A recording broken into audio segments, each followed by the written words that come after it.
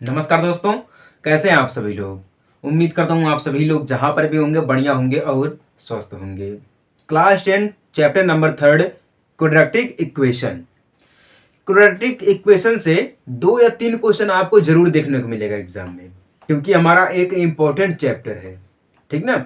और जब भी आपको क्वेश्चन मिलेगा एग्जाम में तो पुराने कॉन्सेप्ट के ऊपर ही हमारा रहेगा, ठीक ना। नए में बहुत ही कम ही देते हैं हमारे एग्जामिनर जो होते हैं, तो इसलिए जब भी हम आपको एनालिसिस कराते हैं तब पुराने क्वेश्चन और पुराने कॉन्सेप्ट के ऊपर ही हम कराते हैं आपको, है ठीक ना।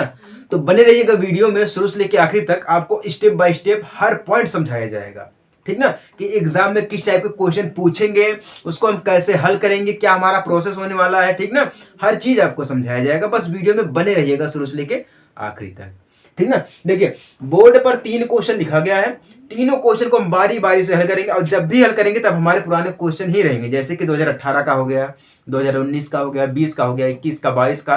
पुराने क्वेश्चन पुराने कॉन्सेप्ट, समझ में आ गई बात ना। तो चलिए देखते हैं हमारा पहला क्वेश्चन क्या दिया गया है। बोल रहा है एक समकोण त्रिभुज की ऊंचाई इसके आधार से 7 कम है। कितना है? 7 कम है। यदि कर्ण 13 सेंटीमीटर का हो तो अन्य दो भुजाएं ज्ञात कीजिए। क्या ज्ञात करना है? अन्य दो भुजा हमें ज्ञात करनी। कहने का मतलब है कर्ण हमें 13 सेंटीमीटर दिया गया है तो लंब ज्ञात करना और आधार ज्ञात करना है, ठीक है। उसमें भी हमें एक पॉइंट दिया गया है, आधार से कम है। क्या है? त्रिभुज की जो ऊंचाई है इसके आधार से 7 कम है। कितना है? ऊंचाई से 7 कम है, ठीक ना। तो मैं कहता हूं आपसे हमेशा कि सबसे पहले क्वेश्चन को समझने का प्रयास करिए, ठीक ना। अगर क्वेश्चन समझ में आएगा तभी आप इसको हल कर पाएंगे, ठीक ना। तो सबसे पहले हम क्या करेंगे, एक त्रिभुज बनाएंगे, ठीक ना। सिंपल सा एक हम त्रिभुज बना लेते हैं यहाँ पर, क्योंकि देखिए सिंपल बोर्ड है, डिजिटल बोर्ड नहीं है, इसको हम छोटा बड़ा नहीं कर सकते हैं, ठीक ना। और जो क्वेश्चन भी हम इसको एक बार लिखते हैं फिर मिटाते हैं, फिर लिखते हैं फिर मिटाते हैं, इस टाइप से हमारा चलता रहता है। तो मान लीजिए हमारे पास त्रिभुज दिया गया हो पी क्यू आर, ठीक ना। पी क्यू आर, कर्ण हमें दिया गया है 13, कितना? 13 सेंटीमीटर। अब आधार से कम है क्या? ऊंचाई। क्या है? ऊंचाई। तो अगर हम मान लेते आधार हमारा यक्स है तो 7 कम है आधार से, तो यानी कि यक्स माइनस 7। कितना हो जाएगा? यक्स माइनस 7, क्योंकि 7 कम है। तो ये हमारा हो गया कर्ण, ठीक ना। यानी कि कर्ण क्या हमारा है? पी आर है, ठीक ना। और जो हमारा लंब है वो क्या है? क्यू आर है, यानी कि लंब। और जो हमारा है आधार है वो क्या है? P Q. कितना है? आधार, यानी कि पी क्यू हमारा क्या दिया गया है? आधार दिया गया है। तो इस टाइप के क्वेश्चन हमारे हैं। ये क्वेश्चन हमसे 2018 में पूछा गया था, यूपी बोर्ड में पूछा गया था। तो हो सकता है अब की बार इसका चांस है ये किसी ना किसी बोर्ड में पूछ दे, ठीक ना। तो क्योंकि पूरे इंडिया में एक ही बोर्ड तो नहीं है, अदरवाइज कई सारे बोर्ड्स हैं, तो किसी ना किसी बोर्ड में ये जरूर पूछ सकता है, क्योंकि पुराना क्वेश्चन है और पुराने कॉन्सेप्ट के ऊपर ही है, ठीक ना। तो यहाँ पे देखिए बात हो रही है क्वाड्रेटिक इक्वेशन की, लेकिन यहाँ पर त्रिकोणमिति यानी त्रिभुज से हमारी बात की जा रही है। तो यहाँ पे फॉर्मूला भी हम 2 प्रकार से लगाएंगे, एक त्रिभुज का लगाएंगे, उसके बाद हम क्या लगाएंगे, अगर हमें कर्ण निकालना है तो इसकी 2 भुजाएं ज्ञात करनी है तो त्रिभुज का फॉर्मूला, उसके बाद हम क्या लगाएंगे, क्वाड्रेटिक इक्वेशन का फॉर्मूला। 2 फॉर्मूले का प्रयोग किया जाएगा, ठीक ना। तो सबसे पहले हमें क्या करना पड़ेगा, 2 भुजाओं को ज्ञात करेंगे हम। जब भुजा को हमें ज्ञात करना रहेगा तो फॉर्मूला पाइथागोरस प्रमेय का क्या रहेगा, पाइथागोरस प्रमेय का फॉर्मूला रहेगा। तो फॉर्मूला हमारा क्या होने वाला है, AC स्क्वायर इक्वल में AB square plus BC square, ये हमारा फॉर्मूला होने वाला है। लेकिन ये त्रिभुज ABC के लिए, ठीक ना, हमने क्या माना है, PQR माना है, ठीक ना। PQR माना यानी कि कर्ण बटा में लंब, कर्ण बराबर लंब बटा में आधार, ठीक ना। तो हम इसको इस प्रकार से मान सकते हैं, PR स्क्वायर इक्वल में AB यानी कि QR स्क्वायर प्लस में BC यानी कि हमारा ये सॉरी AB यानी कि हमारा, हाँ ये AB हमारा ये रहेगा, AB यानी कि PQ स्क्वायर AB, BC यानी कि हमारा QR स्क्वायर। तो ये हमारा इस प्रकार से बनेगा, ठीक ना। तो चलिए अब इसको हल करते हैं। तो PR कितना, यानी कर्ण कितना दिया गया है, 13 दिया गया है, पूरे का स्क्वायर कर देंगे हम बराबर में। उसके बाद हमें क्या दिया गया है, PQ यानी कि आधार क्या दिया गया है, यक्स दिया गया है, PQ, हाँ यक्स दिया गया, यक्स हम ले लेते हैं, यक्स पूरे का स्क्वायर कर देंगे हम, ठीक ना, प्लस में QR यानी कि यक्स माइनस 7 पूरे का हम कर देंगे स्क्वायर। क्लियर ना। तो 13 का हम स्क्वायर करेंगे तो 169 आ जाएगा, यानी कि 169 यक्स का करेंगे तो यक्स स्क्वायर, प्लस में यक्स का करेंगे तो यक्स स्क्वायर हो जाएगा, फिर 7 दूना 14 हो जाएगा, ठीक है। कितना? 7 दूना 14 हो जाएगा, 7 सत्ते 49, यानी कि 7 गुणे 7 करेंगे हम, ठीक है। 7 गुणे 7 करेंगे, 7 सत्ते 49 हमारा हो जाएगा। तो जोड़ देंगे तो प्लस का 49x हो जाएगा, ठीक ना। फिर प्लस का हमारा यहाँ पर हो जाएगा 7 सत्ते 49, यानी कि 7 दूना 14, कितना हो जाएगा? 7 दूना 14 हो जाएगा। क्लियर ना? ऐसे भी कर सकते हैं या फिर हम इसको ऐसे भी कर सकते हैं, ऐसे भी कर सकते हैं इसको हम, कोई दिक्कत वाली बात नहीं है, ठीक ना। एक बार ऐसे प्लस में हमारा हो गया, फिर एक्स स्क्वायर, फिर प्लस का हमारा हो जाएगा 7 सत्ते 49 हो जाएगा, ठीक है। फिर माइनस का 7 दूना 14 एक्स हो जाएगा, क्या हो जाएगा? 14 एक्स हो जाएगा माइनस का, ठीक ना। इस प्रकार से हम इसको कर सकते हैं। तो जो अंक का उसको हम अंक में कर लेते हैं 169, प्लस का तो माइनस का 49, इक्वल में एक्स स्क्वायर दिया गया, यहाँ पर एक्स स्क्वायर यहाँ पर है, ठीक ना। तो क्या हो जाएगा? 2x स्क्वायर हो जाएगा, क्या हो जाएगा? 2x स्क्वायर हो जाएगा, 2x स्क्वायर, ठीक ना। फिर माइनस का 14x हो जाएगा, क्यों? माइनस का 14x हो जाएगा, घटा देंगे, यहाँ पे प्लस का, यहाँ पे माइनस का है, ठीक ना। तो यहाँ पे क्या होगा? घटेगा, ठीक ना। ऐसे भी हम इसको कर सकते हैं, या फिर अगर हम इसको पलट देंगे तो 2x स्क्वायर हो जाएगा माइनस 14x बराबर 169 माइनस 49, कितना हो जाएगा? 49 हो जाएगा। तो टोटल यहाँ पे क्या होगा? घटेगा, ठीक ना। यहाँ पे क्या दिया गया? हाँ, घटना दिया गया है, तो हमारा यहाँ पर घटेगा। तो क्या हो जाएगा हमारे पास भैया? 9 में से 9 जाएगा, 0 मिल जाएगा, 2 1, यानी कि 169 से घटाएंगे 49 तो कितना मिल जाएगा? 9 में से 9 जाएगा, 0 मिल जाएगा, 6 में से 4 जाएगा तो 2 मिल जाएगा, 1 में से 1, यानी कि 120, कितना मिल जाएगा? 120, कितना? 120 मिल जाएगा। तो 2x स्क्वायर माइनस 14x बराबर 120, यानी कि 120 मिल जाएगा। कितना मिल जाएगा? 120 मिल जाएगा।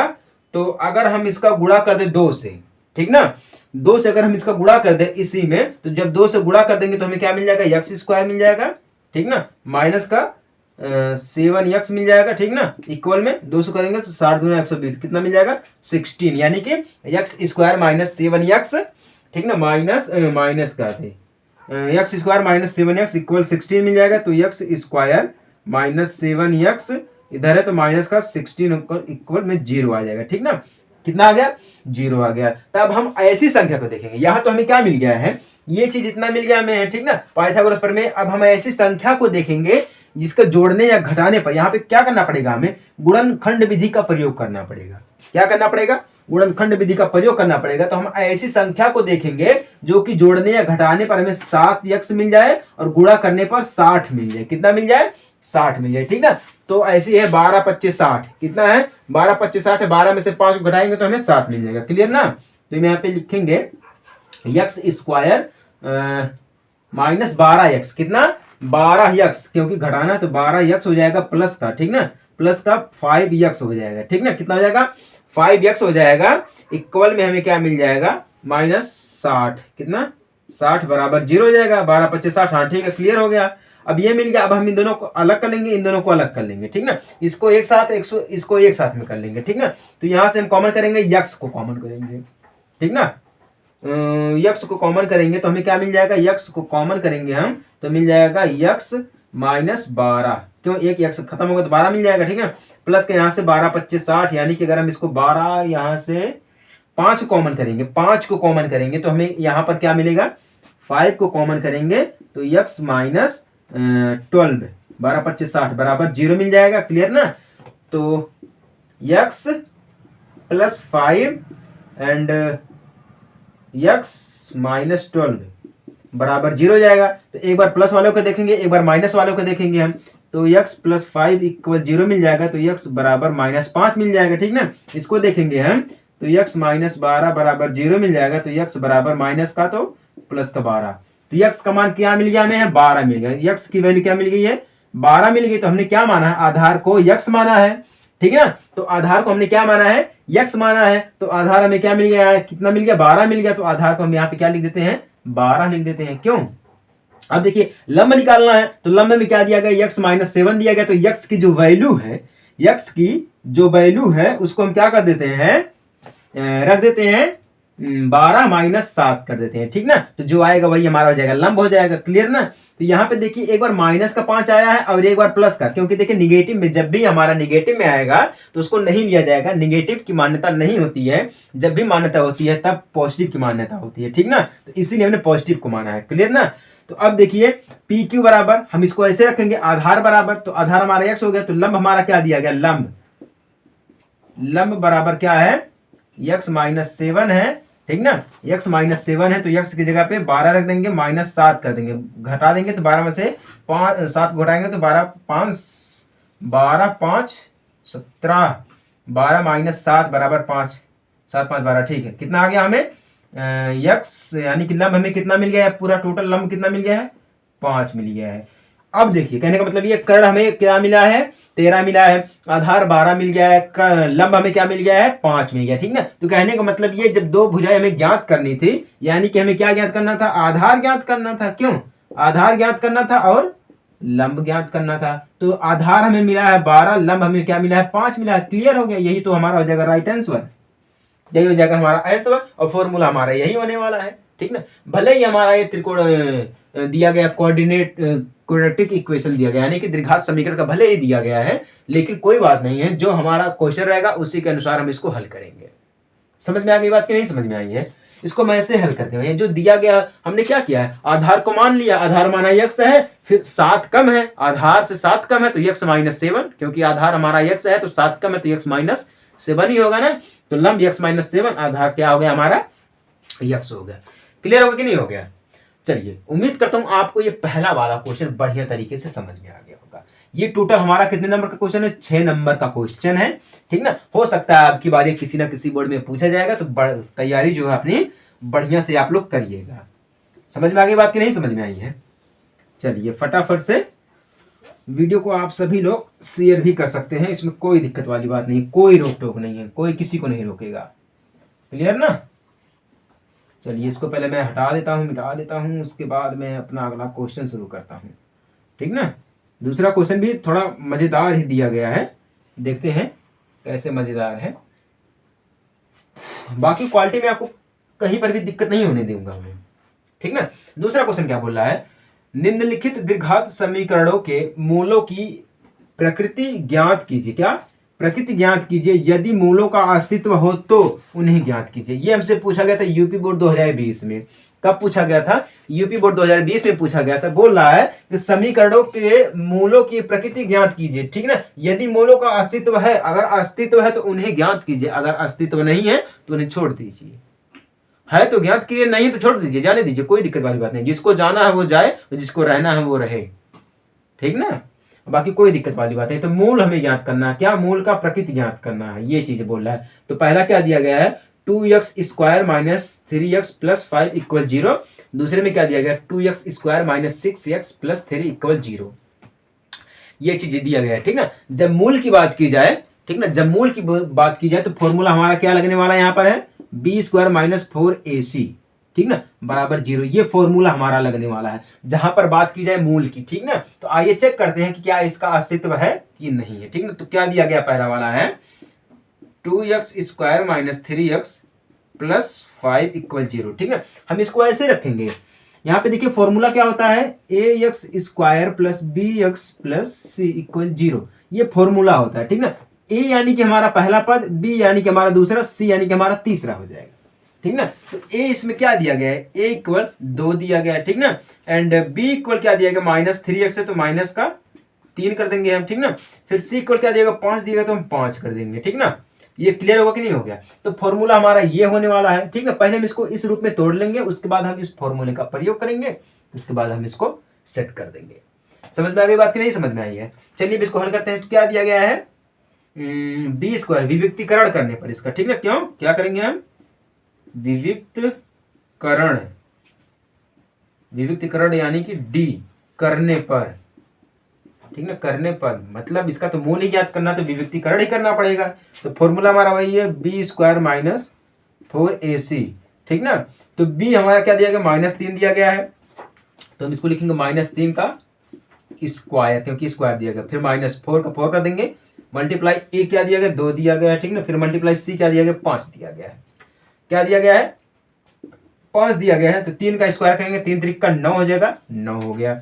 माइनस 4 दूना 8, ठीक ना, 8 पंजे 40, कितना हाँ 4 दूना 8, 8 पंजे 40, कितना मिल जाएगा, 40 मिल गया है। तो घट जाएगा, माइनस का 36 आ जाएगा। क्या आ जाएगा, माइनस का 31, माइनस, क्योंकि 9 में से तो 40 घटेगा नहीं तो उल्टा घटाना पड़ेगा, तो माइनस का 31 आ जाएगा। क्या आ जाएगा, माइनस का 31 आ जाएगा। क्योंकि अब ये माइनस का 31 आया है तो जीरो से कम है। क्या है ये, जीरो से कम है, तो हम लिखेंगे -31 लेस देन जीरो, क्योंकि जीरो से कम है। जब जीरो से कम रहेगा तो उसका अस्तित्व नहीं है। जब अस्तित्व नहीं तो इसको हम खत्म करते हैं, ज्ञात ही नहीं करते हैं। ज्ञात होगा ही नहीं तो इसको हम ज्ञात क्या क्या करेंगे। जिसका अस्तित्व होता है लोग उन्हीं को पूछते हैं, बाकी तो सभी को छोड़ देते हैं मुर्दा समझकर, ठीक ना। तो जब अस्तित्व रहेगा तभी हम इसको हल कर पाएंगे, क्लियर ना। तो अस्तित्व नहीं है तो ये खत्म। इसी फॉर्मूले, अगर जीरो से कम है तो उसका अस्तित्व रहेगा, अगर जीरो से कम नहीं है तो उसका अस्तित्व नहीं रहेगा, क्लियर ना। तो ऐसे क्वेश्चन को जरा ध्यान से और अच्छी तरीके से आप लोग समझिएगा, ठीक ना, क्योंकि अक्सर क्वेश्चन जो कंफ्यूज करने वाले होते हैं। ये समझ में आ गई बात कि नहीं आ गई है। चलिए, अगर आप लोग इसको इस प्रकार से हल करेंगे तो आपका 4 नंबर का ये क्वेश्चन है, ठीक ना, 4 नंबर का क्वेश्चन है, तो आपको चारों का चारों नंबर मिल जाएगा, क्लियर ना।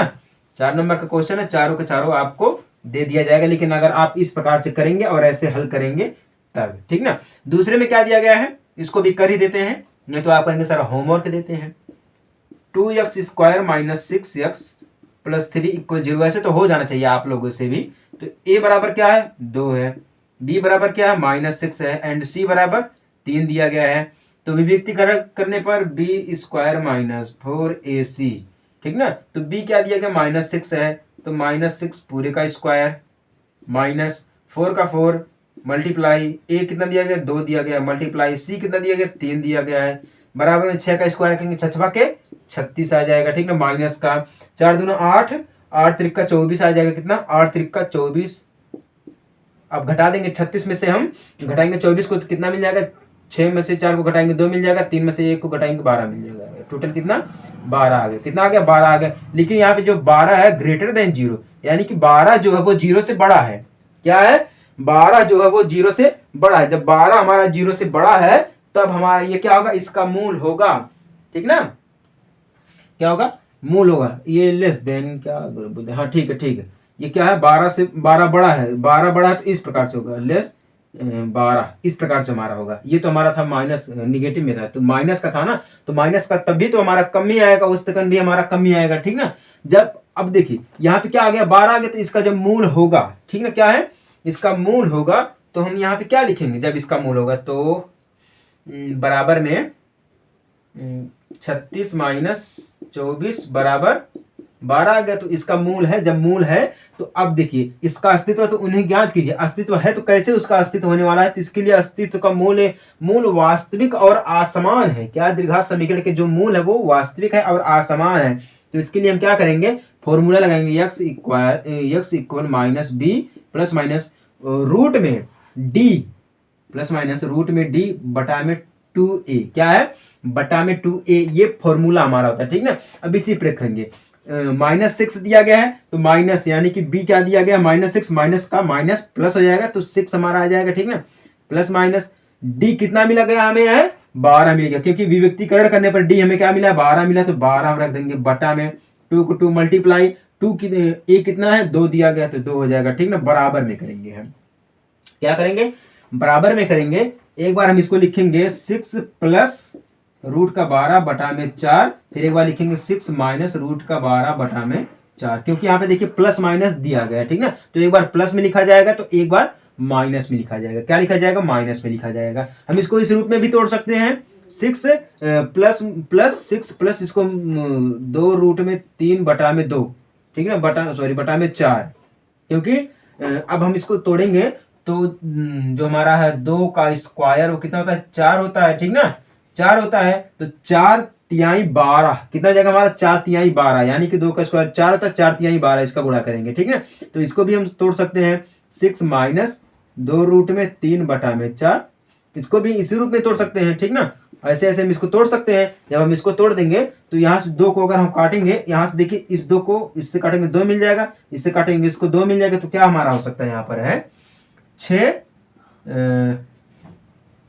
तीन दूना छः, तीन दूना छः, हाँ 3 दूना 6, 3 दूना 6, इसको काट देंगे 3, इसको काट देंगे 3, तो कितना 3 प्लस रूट में 3 बटा में 2, ठीक ना, क्या 3 प्लस, उसको बढ़िया से लिख देता हूँ, 3 प्लस रूट में 3 बटा में 2, फिर 3 माइनस रूट का 3 बटा में 2, ठीक ना, ये आपका हो जाएगा आंसर। इसको हम इस प्रकार से सिद्ध करते हैं, ठीक ना। इसको 2 से काटे हैं, ठीक है, जब 2 से काटे हैं, 2 एकम 2, 2 दूना 4, 2 एकम 2, 2 दूना 4, 3 एकम 3, 3 दूना 6, इसको हम किससे काटे हैं, 2 से काटे हैं, इसको खत्म किए, फिर 2 से काटे हैं, इसको खत्म किए, 2 तिहाई 6, 2 दूना 4 खत्म, 2 तिहाई 6, 2 दूना 4 खत्म, तो कितना मिल गया 3 प्लस रूट में 3 बटा में 2, 3 माइनस रूट में 3 बटा में 2। कहने का मतलब ये हमारा क्या है, इसका अस्तित्व है, ठीक है। अगर इसका अस्तित्व है तो हम इस फॉर्मूले के अनुसार इसको निकालेंगे, ठीक ना, ये हमारा होता है सूत्र। मैं चाहता हूँ आप सभी लोग इसको एक बार नोट कर लीजिए, एक बार नोट कर लीजिए फटाफट फटाफट, ठीक ना। द्विघात समीकरण के मूलों की प्रकृति ज्ञात कीजिए, यदि मूलों का अस्तित्व हो तो उन्हें ज्ञात कीजिए। पहला बार जब हम इसको हल किए थे तो इसका अस्तित्व नहीं था, क्या था, इसका अस्तित्व नहीं था, तो ये क्या था, 0 से कम था, ठीक है, 0 से कम था, तो जब अस्तित्व नहीं तो 0 से कम खत्म। अब देखिए दूसरा बार जब हम इसको ज्ञात किया तो इसका एक अस्तित्व मिला है, क्या मिला, 12, क्योंकि 0 से बड़ा है, 12 जो हमारा है वह 0 से बड़ा है। जब इसका अस्तित्व हम निकालेंगे, चेक करेंगे, तो उसके लिए फॉर्मूला क्या लगेगा, x equal minus B plus minus root में d, क्योंकि विभक्तिकरण भी दिया गया है, तो d बटा में 2a यानी कि 2a, ठीक है। अब जो दिया गया उसको हम इस पे सेट कर देंगे, काटेगा तो और आगे तक, जहां तक कट रहा है वहां तक हम इसको काटते हुए लेके जाएंगे, ठीक ना, लेकिन दोनों को काटेंगे, एक को यहाँ पे प्लस का इसको भी काटेंगे, यहाँ पे माइनस का इसको भी काटेंगे, जहां तक कट रहा वहां तक इसको हम काटते लेके जाएंगे, और जहां पर रुक जाएगा वही हमारा हो जाएगा आंसर, ठीक ना। समझ में आ गई बात, नहीं समझ में आई है, चलिए उम्मीद करता हूं आपको ये समझ में आ गया होगा। अब ये 4 नंबर का क्वेश्चन था हमारा, कितने नंबर का था, 4 नंबर का क्वेश्चन था, और बहुत ही आसान क्वेश्चन था, ठीक ना। जब तक आप लोग दिमाग नहीं लगाएंगे तब तक कुछ होने वाला नहीं है। समझ में आ गया कि नहीं समझ में आई बात, चलिए उम्मीद करता हूँ आपको ये समझ में आ गया होगा। अब चलिए देखते हैं हमारा तीसरा क्वेश्चन क्या दिया गया है। बोला समीकरण, हमारे पास समीकरण एक दिया गया है, 2x बटा में x माइनस 3 प्लस 1 अपान 2x plus 3 plus 3x plus 9 बटा में ब्रैकेट में 2x माइनस 3 फिर ब्रैकेट बंद 2x प्लस 3, ये भी ब्रैकेट में इक्वल 0 दिया गया है, ठीक ना। यहाँ पे क्या बोल रहा है, यहाँ पे देखिए एक दिया गया है x not is equal to 3 minus 3 बटा में 2, ठीक है, मतलब x जो 3 के बराबर में नहीं आना चाहिए और माइनस 3 बटा 2 के बराबर में भी नहीं आना चाहिए, ठीक ना। के मूल की प्रकृति ज्ञात कीजिए, ये हमसे पूछा गया था यूपी बोर्ड 2020 में, कब पूछा गया था, 2020 में पूछा गया था। अब थोड़ा सा को हम ध्यान से समझेंगे तभी हमें समझ में आएगा, ठीक ना। अब देखिए हमारे पास जो समीकरण दिया गया वो क्या है, 2x बटा में x माइनस 3 प्लस 1 अपान 2x plus 3 plus 3x plus 9 बटा में x minus 3 and 2x plus 3 equal 0। ये हमारे पास क्या दिया गया, एक इक्वेशन दिया गया, क्या दिया गया है, समीकरण दिया गया। जब ये समीकरण दिया गया, अगर हम यहीं पर देखिए x minus 3 and 2x plus 3 का अगर हम इसी में गुणा कर देंगे, ठीक ना, क्या कर देंगे हम, गुणा कर देंगे, तो गुणा करने पर जो कटेगा ये दोनों साथ में रहेगा, जब गुणा करने पर कटेगा तो ये खत्म हो जाएगा, x minus 3 2x plus 3, x minus 3 2x plus 3, गुणा करने पर ये खत्म हो जाएगा, तो इसका हम तिर्यक गुणा कर देंगे, तिर्यक गुणा कर देंगे तो हमें क्या मिल जाएगा, 2x, ये भी हमें मिल जाएगा 2x प्लस 3, क्योंकि तिर्यक गुणा कर देंगे, फिर यहाँ पर हमें क्या मिल जाएगा, प्लस का x माइनस 3 फिर प्लस का x 3x प्लस 9 इक्वल में 0, ये हमें यहाँ तक मिल जाएगा, ठीक ना, ये हमें यहाँ तक मिल जाएगा। ये समझ में आया कि नहीं समझ में आया आप लोगों को, पहले आप लोग ये बताइए, फटाफट आप लोग बताइए कि समझ में आया कि नहीं समझ में आया। देखिए सबसे पहले हमने क्या किया, यहाँ पर है इसका तिर्यक गुणा कर दिया, इसका हम तिर्यक गुणा करेंगे तो यहाँ पर जाएगा, तो ये हमें क्या मिलेगा 2x प्लस 3, इसका हम करेंगे तो x माइनस 3 मिल जाएगा, ठीक ना। अब देखिए इसको हमने क्या किया, गुणा कर दिया, जब गुणा किया दोनों पक्षों में तो ये कट गया हमारा, ठीक ना, ये कट गया तो हमें क्या मिल गया है 3x प्लस 9, यही तो मिला है बराबर में 0, क्या मिल गया है, बराबर में 0 मिल गया है। अब हम क्या करेंगे, जो जो दिया गया हम उसको हल करेंगे, पहले ब्रैकेट के अंदर वाले को हल करेंगे हम, तो ब्रैकेट के अंदर वाला हमारा क्या दिया गया है, इसका गुणा करेंगे हम, तो 2x का गुणा 2x में करेंगे तो 4x स्क्वायर, ठीक ना, फिर इसके बाद प्लस का 2x का करें 3 में तो 3 दूना 6x मिल जाएगा। क्या मिल जाएगा? 6x मिल जाएगा। ठीक ना। फिर हमारे यहाँ पे देखिए प्लस दिया है, plus x minus 3 plus 3x plus 9 equal 0। क्या मिल जाएगा? इक्वल में 0 मिल जाएगा। तो अब देखिए जो जो दिया गया उसको हम एक साथ में कर लेते हैं। 4x स्क्वायर है तो हम इसको 4x स्क्वायर एक साथ में कर लेंगे। ठीक ना। अब यहाँ पे देखिए 6x प्लस x दिया गया है। ठीक ना। तो 6x प्लस x यानी कि 7x हो जाएगा। अब ये 3 कितना हो जाएगा? 10x हो जाएगा। कितना? प्लस का 10x हो जाएगा। क्लियर ना? कितना हो जाएगा? 10x हो जाएगा। अब यहाँ पे -3 दिया गया है और यहाँ पे +9 दिया गया, तो घट जाएगा तो प्लस का 3 हो जाएगा। क्या हो जाएगा? प्लस का 6 इक्वल 0। ठीक ना। 0 हो जाएगा। क्लियर ना। अब यहाँ तक ये समझ में आया कि नहीं समझ में आया आप लोगों को? चलिए, अगर समझ में आ गया तो फटाफट से वीडियो को शेयर करिए।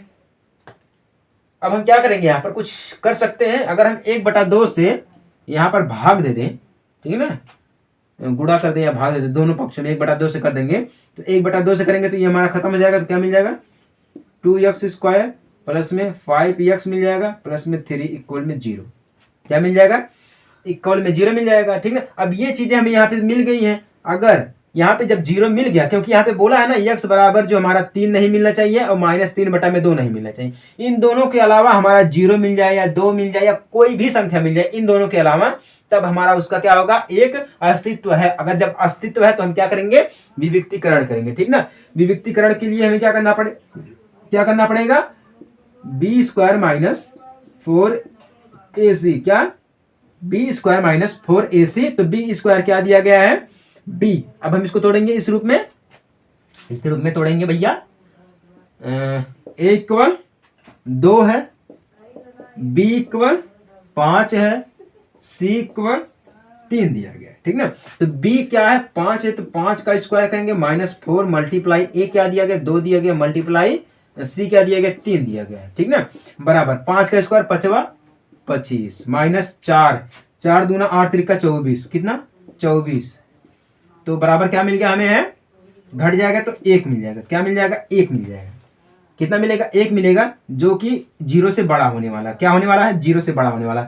जब भी 0 से बड़ा हमारा होगा, ठीक ना, यहाँ पे देखिए, जब भी हमारा 0 से बड़ा होगा तब ये समझ लीजिएगा कि हमारा एक अस्तित्व है। ठीक ना। अस्तित्व है। जब ये अस्तित्व है तब हम इसको चेक करेंगे कि क्या इसके अलावा, यहाँ पे जो दिया गया, क्या इसके अलावा 3 - 3/2 की इसके अलावा कोई और इसका जो है वो मान है कि नहीं है। ठीक ना। मूल मात्र है कि नहीं, मात्र मूल, एक मात्र मूल। ठीक ना। उसको हम चेक करेंगे। यहाँ तक क्लियर होगा कि नहीं हो गया है? चलिए, इसको मैं हटाता हूं तो ये क्या मिल गया? बराबर में 1। मैं इसको लिख देता हूं, बराबर में 1 मिल गया। क्लियर ना। अब यहाँ पे हम चेक करते हैं, क्योंकि इसका देखिए अलग अलग अस्तित्व मिला। क्या मिला है? अलग अलग अस्तित्व मिल गया इसका। ठीक ना। तो क्या दिया गया? 2x square plus 5x plus 3 equal 0 दिया गया है। ठीक ना।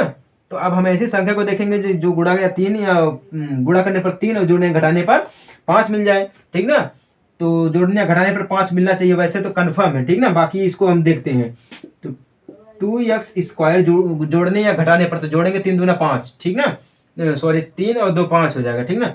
तो 2x square plus 2x plus 3x, ठीक ना, प्लस 3x, उसके बाद प्लस का 3 बराबर 0 दिया गया है। अब हम इन दोनों को साथ में देखेंगे, इन दोनों को साथ में देखेंगे। ठीक ना। तो यहाँ से हम 2x को कॉमन कर लेंगे, तो 2x को कॉमन करेंगे तो x मिलेगा। ठीक ना। -x1 मिलेगा। क्या मिलेगा? 1 मिलेगा प्लस का। ठीक ना। 2x को कॉमन करने पर, फिर प्लस का 3 को कॉमन करेंगे तो x प्लस 1 मिलेगा। ठीक ना। x प्लस 1 मिलेगा, बराबर में 0 मिल जाएगा। तो 2x plus 3 and x plus 1 बराबर 0। अब यहाँ पे ध्यान दीजिएगा, यहाँ पे ये तो हमारा जो दिया गया है 2x प्लस 3 इक्वल 0, ये तो हमारा 0 के बराबर में नहीं है। क्या है? 0 के बराबर में नहीं है, क्योंकि यहाँ पे जो x का मान आएगा, x इक्वल, यहाँ पे देखिए 3 है। ठीक ना। यहाँ पे प्लस का तो माइनस का 2/3 आ जाएगा। क्या आ जाएगा? x बराबर माइनस का 3/2। यहाँ पे दिया गया x का जो मान है वो 3 - 3/2 नहीं आना चाहिए। क्या बोल रहा है? -3/2 नहीं आना चाहिए। और 3 और -3/2 के अलावा जो भी आएगा वो उसका क्या होगा? मूल होगा, एकमात्र मूल होगा। ठीक है, जब ये नहीं है तो दूसरा क्या दिया गया हमारे पास है, x प्लस 1 बराबर 0 दिया गया, तो x बराबर माइनस का 1 हो जाएगा। ठीक ना, क्या हो जाएगा, x बराबर माइनस का 1 हो जाएगा। तो ये हो जाएगा एकमात्र ऐसा जो संख्या -1, इसका जो मूल मंत्र है, क्या है, इसका है मूल मंत्र है, इसी चीज का मूल मंत्र है। ये समझ में आया कि नहीं समझ में आया? आप एक बार ट्राई करिएगा, देखिएगा क्या समझ में आने वाला चीज है कि नहीं है।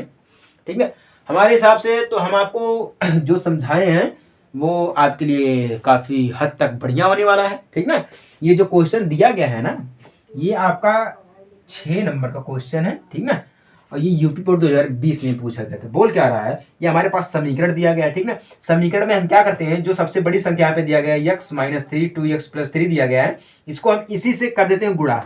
ठीक ना, दोनों पक्ष में जब गुणा कर देंगे ये खत्म हो जाएगा, तो ये चीज बच जाएगा। ठीक ना, अब हम क्या करेंगे, इन सभी को साथ मिलेंगे, गुणा करेंगे, तो क्या मिल जाएगा, 4x² + 10x + 6 = 0 मिल जाएगा। ठीक ना, तो 1/2 से हम दोनों पक्षों में कर देंगे गुणा। जब गुणा कर देंगे हैं तो क्या मिल जाएगा हमें, 2x² + 5x + 3 = 0।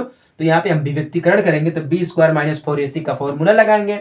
जब फॉर्मूला लगाएंगे तो हमें क्या मिल जाएगा, 1 मिल जाएगा। ठीक ना, क्या मिल गया, 1 मिल गया, जो कि हमारा 0 से बड़ा है।